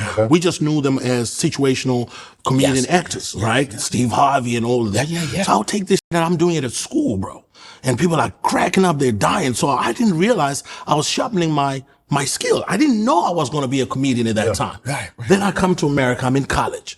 I'm making my friends. Where'd you go to school? Where was you? North Central Texas College in Gainesville, Community College. Yeah. One other famous person who went over there, Dennis Rodman. Dennis Rodman? Dennis Rodman. Plug it in. Who ended up playing for Chicago Bulls. Yeah. So I'm there and my friends are like, dude, you're funny, bro. You need to do stand-up. I was like, for real? I've always wanted to do something funny, you know. How does it work? Yeah. This dude drove me to the movie trading company. Okay. And we bought DVDs for stand-up comedy. That's the first time I was able to watch Delirious and Ross, Def Comedy Gems. I bought all that, man, and I was blown away. That same year, I think 2001 or 2002, the original Kings of Comedy came out. That was massive. When I watched that, I was like, holy massive, yeah. Died laughing. I was in college when this is happening. Massive. And I was like, this is what I want to do. Yeah. But I wanted to give myself time to learn the American culture. What makes them laugh? Am I going to be funny? You know, are they going to accept me as an African comedian? Because at that time, I think on BET, Comic View, maybe the only comedian we knew at that time was Michael Blackson. Right? Right, so, as an African. So there was, yeah. And then I saw Godfrey on the 7-Up commercial. But I didn't, but I didn't know you were African then. Yeah, it's so funny because I just connected with Orlando Jones, who was the first 7-Up guy. Right. Orlando Jones. I remember Orlando Jones? Yeah. Orlando's my man. Yeah. He was on. With Nick Cannon. Drumline. He's, you know, he was a writer for Mad TV, Living Car. He's been a writer, producer for a long time. And I finally met him the other day. We connected and I go, you were the first 7-Up dude. Right. And you know, 7-Up yours, right? Yeah. And so all of a sudden, I get the call to audition for, I was in Spain at the time. I was doing Dutch comedy. Okay. And I was in Spain because I met this girl coming to my show from Spain. She was at the University of Barcelona, painter. So I thought it was some sexy to go, hey, I'm going to come see you in Spain. I'm going to take a train. I took a first class train to Spain, hung out with all these dope Spanish girls. I'm on a nude beach. They just take their clothes off, run into the water. Go, this is off the chain, baby. And I get a call. I had my little cell phone. And then they said, yeah, they want you to come audition for a specific beverage. They can't say what it is. I said, oh, okay. But I was like, I ain't coming for a cattle call. They said, no, there's only 4 people on the list. You're one of them. I said, what? So I got back to America. Then I got on this show called The If Factor where they follow us around, actors around. So while I was shooting that was IFC. That was a Bravo. That was their first reality show. Okay. And so I'm on it and I was like, boom. Cause Jeremy Renner, you know Jeremy Renner? Yeah. He was on the LA version of It Factor. And I was like, okay. And so I go into this audition. They were filming me, but they couldn't come inside because it was really private. And I ended up getting it. It was 7-Up. Wow. And then, I was like, I'm the spokesperson for 7-Up. And I didn't tell anybody. I waited for that commercial to come out. I didn't say shit. Yeah. And when I came out, I got phone calls. Yo, we didn't know you was the first 7-Up guy. I did it for 2 years. That's dope. Yeah, it was dope. It was to be part of an American product and a spokesperson. That's the first time I've heard this story. That's cool. Yeah, I was a 7, and people were like, yo, and I didn't say nothing. I never say anything. Cause you gotta make sure gonna happen. Yeah. Shit. Cause you'd be like, yo, I'm in a movie with Denzel. Never like this. We didn't see you. What happened? They had me in the back. They cut my scene. It's a Denzel movie. But I kept my mouth shut. And then when it debuted during a big show, it was like the MTV Awards. And then it was me. He's like, hey, I'm the new 7-Up. I'm walking. Yeah. And I was in shape, so I take my shirt off. And everyone was like, it was a privilege and an honor to do that. That's cool, man. Now you never knew. No, I didn't know that story. It's on YouTube. You can see some of the commercials. You gotta show me that one. I didn't know that. So I just became a student of the art. Yeah. I wanted to learn and I started watching comedy and the first guy I saw on stage at the Addison Improv was Mark Curry. Mark. Oh, that's my respect to Mark. Yeah. Love Mark. Yeah. And I told him, and he had just come from South Africa too. So we kind of connected on that whole African tip. Yeah. He said, go do it. He said, go do it, man. And I started my journey in 2005 in Dallas. Wow. That's when I started. See how long? Who's your favorite comedian? Wait, that me. look at me. Yeah. No, you can't say Godfrey. So we got God. Let me tell you what he did 2 weeks ago, man. 2 weeks ago, I went to see this man. I'm going to tell you. Yeah, and we were in Addison. We're in Addison. Because I saw you like, let him tell him. Okay, go ahead. 2 weeks ago. No, I just did because I was like 2 weeks ago. I was like, no, because I saw him for a quick second. I had to go. My sister lives in Dallas. Okay. So you were like this, Godfrey, I'm going to do your podcast. I go, all right. I had to go. It was okay. He did a 4 p.m. show. It was a Sunday, 4 p.m. show. So I was like, okay, you know what? I'm going to go see him. I'm in town too this weekend. Let me go hang out with him and you know, just let him know that I got the email. I'm going to be coming to the show. Yeah. Man, when I tell you, I ain't never seen nobody get a standing ovation in the afternoon. 4 p.m. Why, is 4 p.m. hard to get out? It was unbelievable because you don't expect people to come to a show at 4 p.m. in the afternoon, right? Mostly 7, 9. Oh, okay, all right. So it's a Sunday show too. So you're thinking that. Yeah, the added shows got the added shows sold out. That Texas shows me brother mad killing love. it, right? Yeah. Oh, I saw a master at work. Thank you. Oh, that was right. I was like, this ain't gonna work no more, man. I gotta go back to the drawing board. But he brilliant. Oh, wow, brilliant. That was my first time seeing him, and I was honored, man. And no, I gotta give you your flowers, brother. Appreciate it. The way you navigated that set was phenomenal. Appreciate it, man. You know, it's like when you work hard at it and you do it, and when people see you in your element, he's seen me in New York City. It's like, this is what The first time I saw you was with CJ, and it was here in LA. Yeah, it was here in LA, and that was just like, oh my. But this is what we do. That's what we do. I go, I'm a people 100. Yeah. Give me that mic. I don't play. That's what I do. I think the beauty to me from being on the outside, the beauty for me is just seeing how easy you guys make it look, but then really the amount of work that goes into it. Oh my God. The very first comedian I really got close to, I used to work with Cheryl Underwood. Yeah. Cheryl Underwood, OG, and, you know, at the Talk. And I remember one time I came into her dressing room, I first was gonna ask her a question, and she was like working on like a set. And I'm like, what are you doing? Like, and it was like cool to see the process. And it's just like, it's like life stories. It's all these different things. Everything. And you're trying to connect it. Yeah. And I was like, I'm just going to sit in here and be quiet and just kind of watch you work. Just don't ignore me. Yeah, right. Cause I'm interested. I've never seen that before, but I'm like, oh shoot, y'all walk out of there and make it just look like it's, you know, it just flows out of nothing. But I'm like, oh, it's really, really work to do. It's thousands of time. Yeah. Even just, I remember at first doing comedy, taking the mic out of the mic stand was nerve-wracking. Yeah, exactly. Hey, what's up, everybody? And the cord is on your leg. You just leave it there. You're so scared. Like, can't even move the mic stand. You don't want to like try to take it off because you might get booed or something. Right. Even the timing of that, all of that is. But you guys, hold on. But you guys all have the same thing though. Yeah. Because whenever I watch, I'm a people watcher. Like I love watching people and seeing how they do.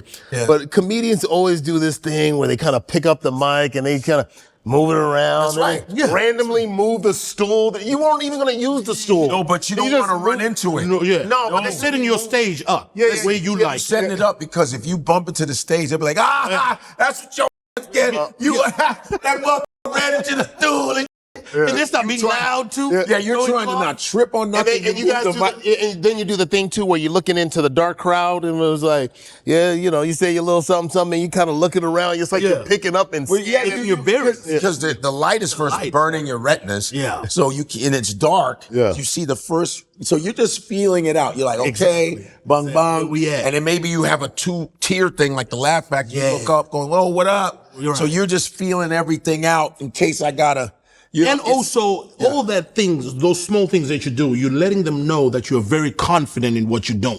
Because they can pick up the energy. Oh, right. So you don't just come up in here and just start reading it. No. All right. My first joke. This Akbar. This Akbar stand-up. Like, yes. Terrible. I like how you're holding the mic. Emmett. This. I'm Akbar. And I'm ready to show you some humor. If you saw me standing up. Right there. It's going to be a long. Who this? And that's what they start saying, bro. Who this?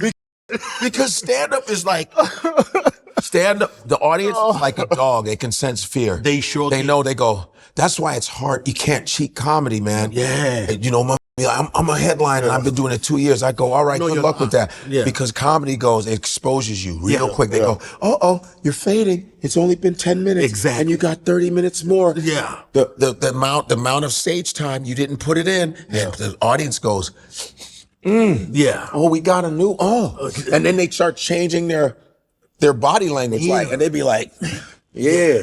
Yeah. Start seeing them on. But when you're a professional, everyone's like, Oh, they're glued. oh, he knows what he's doing, or she. So you talk about that confidence. Has that confidence kind of translated into your dating? Like, what's dating like? Yeah. And were you dating back home in Zimbabwe? I was young, right? I was young when I left. I was about 19 years old, so I really didn't get to date a whole lot. Okay. I did, but not a whole lot, of course. You lying? You didn't date nobody. You know what I'm saying? Yeah. Okay. Yeah. So you came here. You really kind of got. Oh, that's where the floodgates opened. Okay. Welcome to America. Oh, really? A buffet, another buffet. Another buffet. All you can eat. Girl will just say, I love your accent. What? Here comes Wow. home. Just like, really? Which one do you like? Which one is your favorite accent? That one, keep doing it. By the time we were done, I'm half naked with a shield and a spear. Oh, wait a minute. He might get sued. It might be his song. Yeah. Relax. You ain't right. You know what it means? There's a tiger. There's a time. Oh my God. Oh, my Another tiger. You gonna And he's gonna be like What this. is wrong with There's you this guys? comedian. You're gonna be rich. This comedian named Kainga. He's talking about my tiger song. So cold. All I said was, it's the way he opened his. Oh, this so-called this tap dance. Y'all leave that man alone. No, I mean, I want him to come on the show. It's all love. We're gonna get him. It's gonna be great. I hope he comes on.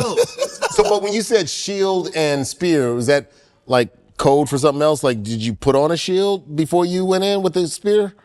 No, that was a joke. Oh, okay. No, you took it Oh, serious? you sure did. No. I was talking about condom love that. and no, I was talking about the condom. Was the shield? No, because Oh, hey! Oh, you trying to I be? got you. Look at you, what? Where's your microphone?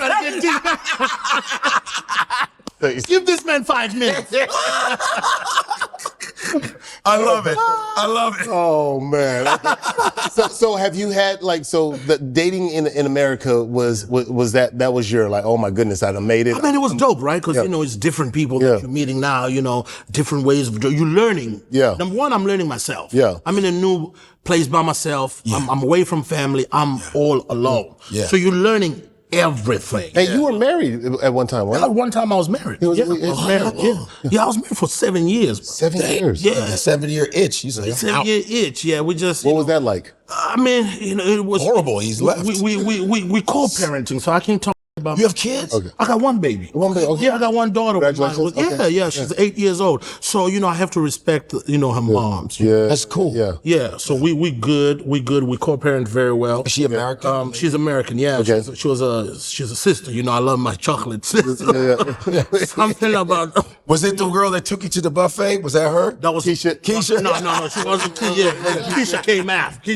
That's how the marriage ended. It was the buffet. Yeah, the buffet, you know what I mean?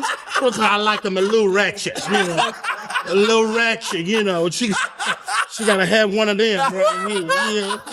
Well, what you doing? Don't worry about it, Alfred. You're looking at me too much, Alfred. Don't do it. Oh my goodness. Oh. Classy but ratchet. Yeah, good. Is that how you like it? You like, so what's your preference? 50-50, you gotta balance it out. Okay, you like older women, younger women? What's your preference? See, I'm at an amazing age right now, right? I'm 45 years old. Okay. And I can go 20 years younger or 20 years older. All right. Yeah, I'm right there. Look at it. Wait. What do you mean 20 years younger? 20 years older. You said 20. I can go to Have you been 20? 25 years old. I can date a 25-year-old. I can. No, I'm talking about older. So 25 older than you that's what, 70 according to my math. Yeah, that's a little too much. That's a little too much. Yeah, 60 be the cutoff. Oh, 60. But it has to be one that's well preserved. Well preserved. Well You should preserved, work out sissy. with a good 401k. You know, yeah. We don't need that for Okay. vacations. Do you ask for the 401k up front? No, you can tell who got it.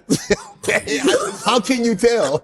Man, you can tell by the way they present themselves. If she asks you do you want to hold my EBT card? You know she ain't got a 401k. Yeah. She ain't got it. Oh, she ain't got it. Yeah, she ain't got it. Yeah. She say, baby, here go my black card. Go ahead and get you something nice. All she got is a K. She like, okay. Miss Shirley. How you doing, Miss Shirley? You won $10,000. And you won like for a comedy show, right? 20. It was 20,000. Excuse me. Yeah. Yeah. Change your brother. Don't shortchange your brother. Well, Right? after taxes, 10. And then you gotta add black tax. Yeah. You know what black tax is, right? Tell us what Surprised they black have the is. taxes. Sending half of it to Africa, back home. Back home. Yeah, the family gotta wait for it. Yeah, so what'd you do with all that money? Like, what'd you do? You said you obviously paid your taxes, then you send some back. You know, did you invest? Did you go ball out? Did you go buy a chain? What'd you do? No, I ain't like that. Yeah, okay. I'm very, very, very stingy with my money. Or frugal. Yeah, frugal. You see this gold chain right here? Yeah. It ain't gold. I knew it. I figured. Yeah. What is it? Oh, Amazon. But Amazon, that's all you gotta say. That's all you gotta Amazon say. gold. But it looked good on me. Yeah. Oh, it's turning green right now, son. Oh my goodness. You know, so it wasn't really about the money for me when I won that competition, man. The American Black Film Festival put that competition. ABFF, Jeff Friday, shout out to them. Yeah, man. And Bob Sumner was involved with that. So basically what they're trying to do is showcase. The Wings thing? Yeah, so they changed the name. I hosted Wings one year. There you go. So they changed the name now to the Breakout Comedian of the Year. Okay. That's what they call it now, right? Yeah. So send in my tape. Next thing you know, they call and they're like, okay, you in the semifinals. So you got to come to LA. We're at the Ice House, about 16 comedians. So we duked it out and they were going to pick 6 out of the 16. And there was some funny people, man. Funny people. So, you know, but there was one particular guy. His name is Henry Coleman.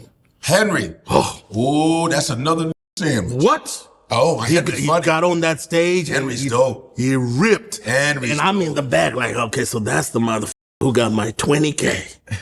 Right? So I get on stage and I do my thing and I killed it. And when I got off the stage, I said, okay, Alfred, so it's you and me. We didn't care about nobody else. We just could tell it was me and Henry, right? So I go back home. Now I'm freaking out. I'm like, okay, I got 2 weeks to get ready. I don't care about the other comics because I just knew I got this shit, but Henry is in my way. Man, I called all my OGs. I got a brother by the name of Rudy Rush. Man, that's my man, Rudy Rush. He's in Dallas now. He's in Dallas. Yeah. So I started with Rudy. You know what's crazy, man? Rudy played a very pivotal role in my career. He's the one who actually helped me get on TV with Kevin. Because Rudy gave Kevin my tape and said, you got to see this African kid. He's funny. And that's how I got on TV with Kevin. Right? So I called Rudy. I said, hey, man, I'm in this competition. I'm in the finals, man, 20K. But this Henry, bro. He a problem. What do I do? He said, don't let that boy pitch a real estate tent in your head. That was what he told me. He said, forget Henry. You do you. I know what you can do. Just go out there and do your thing. Yeah. Man, we flew to D.C., 3,000 people, got on that stage. And just killed it. Yeah. You got this one story you tell about the difference between your white friends and your black friends. What's the difference between your white friends and your black friends? Like in America. Yeah. Oh, there's gonna be big differences, you know. Yeah. For me, white friends, man, my white friends, they like to do to another level for no reason. Cause I'm in college, right? And they call me, they said, we're gonna be burning some trees. Would you like to come through?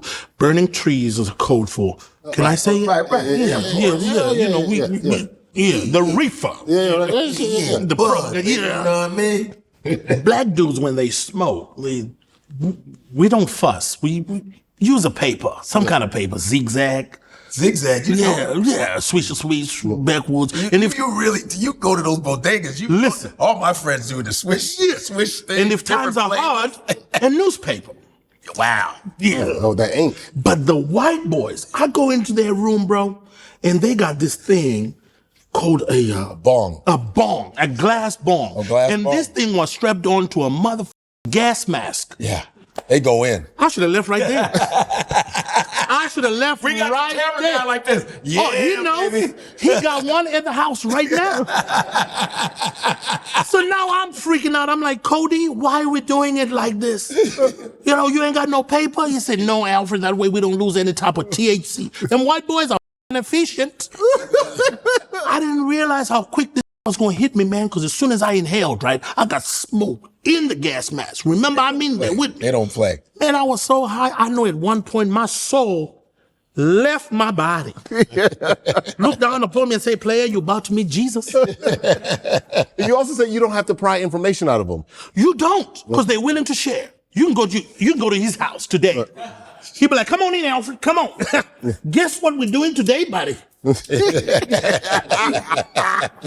is that? Cocaine. Cocaine. Hey, you didn't know what that was? He's like this. He's doing something with his finger. Come on, buddy. You gotta have a card in it. Akbar's like, Oh my goodness. yeah, he's like, hey, buddy, chop, chop, chop.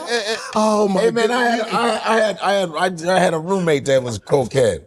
Would Man. chop up bus cards, man. He be chopping up lines. On the thing. I was You like, ain't got to pry it out of that. What about black folks? How black he be listening to like certain rap music. He be like, it ain't my fault. Yeah. I do that. It ain't chopping up. He go, hey man, you want something? I go, I'm good. Yeah, I'm good. Yeah. I don't partake put in the that. booger sugar. Right, the I have a problem when I have a loose booger in my nose. Let alone, I just never. I always pictured cocaine when I used to swim. You know, when the water go up your nose, you're like, I always pictured it, and I never was interested. I had friends that did it in front. I remember being in Italy, and I was at a Dolce Gabbana party. My friend, this guy, Paolo, he said, we're going to a good party, blah, blah, blah. And we go, and it's just loaded Italians, right? It was this fun party. They're passing around prosciutto. You know the prosciutto? Yeah, the good stuff. The meat is on these plates, right? And they say, hey, you want that spaghetti? You want all the pie? I was like, yeah. Then it was like this, cocaine, no cocaine. And on plates. That's what they do. No, I'm good. It was like, oh, yeah, grazie. Yeah, that's what they do. Normal. Wild. I was like, wow. Wow. Yeah, it's like, hey, come on. Jeez. And you're talking about Italians on cocaine?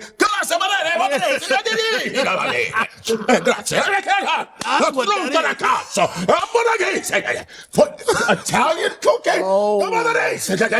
What the hell? What's up? He's like, I just read it. Oh, yeah. No doubt. Oh my, and then you said your black friends. You said they're more secret. Or they ain't gonna tell you a damn thing. Because you can tell the brother does something. You be like, bro, what's your vice, man? What do you do? You be like, man, you know I do a little something. You know, you know I party, nigga. Like, what is that? I dibble and I dabble. I do. That's so funny. Oh my goodness. Oh my goodness. What's worse, Texas heat or African heat? Ooh. See, I come from the South. We don't have this Texas heat. This Texas heat is ridiculous. Yeah. Oh my gosh. People Worse than worse, really? Yeah. Okay. Yeah, because we in the South, man, so we got the tropical heat. I mean, the hottest it gets in Zim is maybe 92, 93. Okay. People always think all of Africa is just hot. It's not. It's not. Right. There's parts. I've been to the Atlas Mountains in northern Africa. Yeah. There's snow in the Atlas Mountains in Morocco. We got everything, man. Everything. Yeah. And they have everything. It's the most diverse genetically. It's the most diverse. Landscape, everything. We got everything there. That's why I'm telling you, man. They don't I mean, I wanna was light skinned when I landed in Texas. put a fork in them. That ain't even a joke, you know? Oh my goodness, I was light skinned in it. Oh man. It's reverse vitiligo. What? You say reverse vitiligo? I have reverse vitiligo. Yeah. Oh man, I know you got this Trump joke. Give me that Trump joke, man. You got a Trump joke in you. Well, you know, right now In front of Trump here. right now, you know, Trump. The one thing that he has done to slow down illegal immigration, when he came up with this whole idea of deporting people to countries where they're not from. Oh, imagine my black ass getting deported to Venezuela. I can't even speak Spanish. You heard about the Mexican dude they deported to Uganda? No. What? Yes. His cousin's calling, hey, ¿sabes qué? You heard what happened to Jose? What happened? Hey, they deported Jose. No mames. Everybody getting deported. No way. They deported him to Uganda. Ugandan Mexican. Ay, Dios mío, Uganda. Dios mío. Ugandan Mexican. They That's start insane. praying. Yeah, what is he gonna do? I don't know. I guess he's f***ing with the zebras. Zebras waiting. What's he gonna eat? He making some buffalo tacos. Wow. Wow. That's good. Wow. That's crazy. What about the accent? You did a movie accent because you did a Tubi movie, right? This Hilarious. wasn't a Tubi movie because Tubi wasn't even in existence. Okay. At this It was point, Disconnection Notice. Right? Disconnection Notice. Yeah, Disconnection Notice. But you had an accent thing going. Yeah, I did. What movie was it? A night in Hollywood? So no, it wasn't. We filmed in Wisconsin.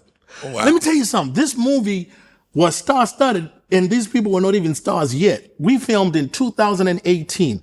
Miss Pat is in that Miss movie. Pat, that's the Just Niche. Just Niche. Rodney Perry. Rodney's my man. Kelly Kells. Kelly, okay. Yeah, I know all of them. Brian, the Wildcat from Chicago. Okay, yeah, a lot of them are from Chicago. Yeah, so we all in this movie. They paid me with 15 DVDs. This was when DVDs was out there. Wow. They say, you go sell these and you keep the money. Wow. That's how cheap the budget was. You understand what I'm There saying? was no budget. There was no budget whatsoever. Sell these DVDs. Yeah, sell these Pick it DVDs. up. Keep the money.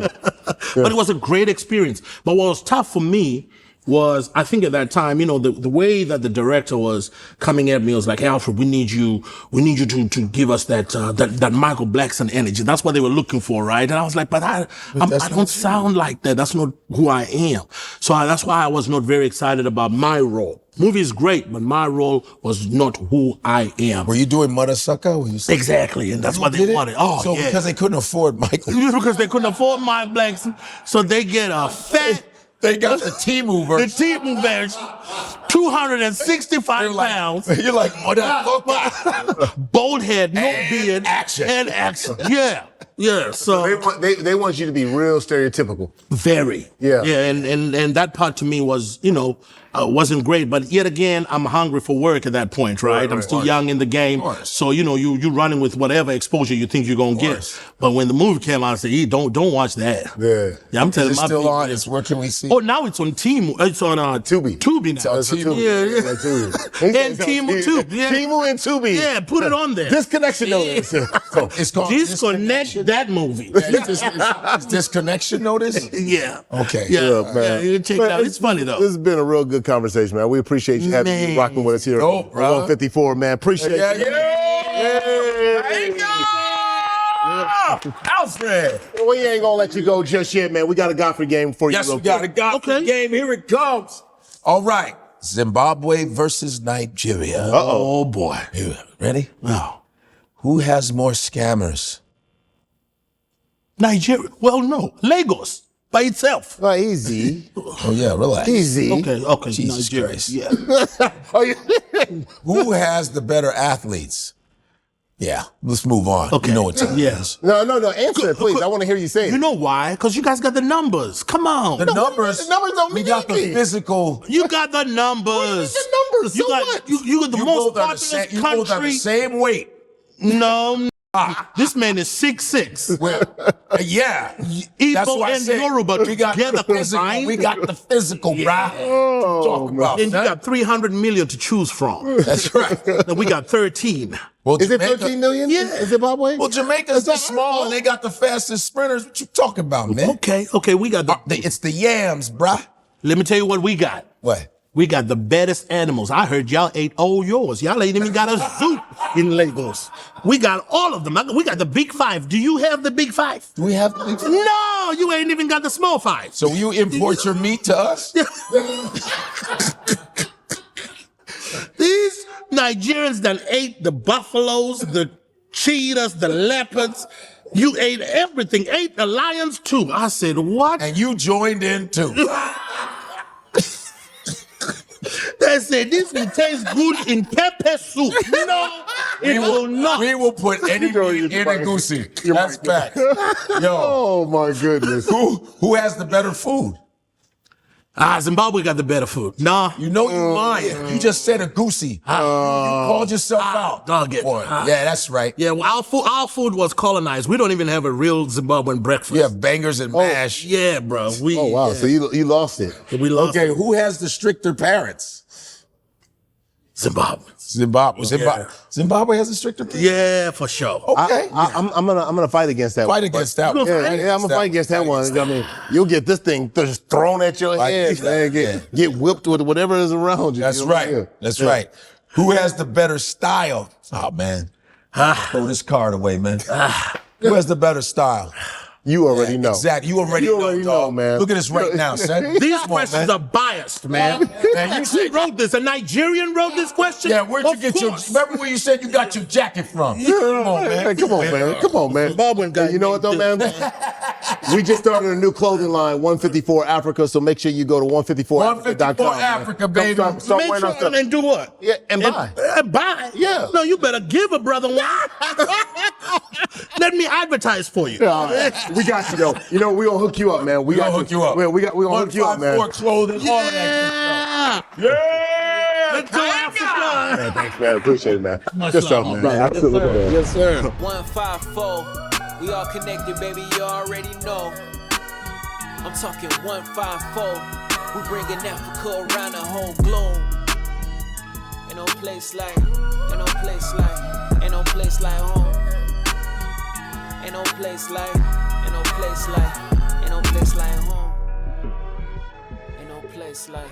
ain't no place.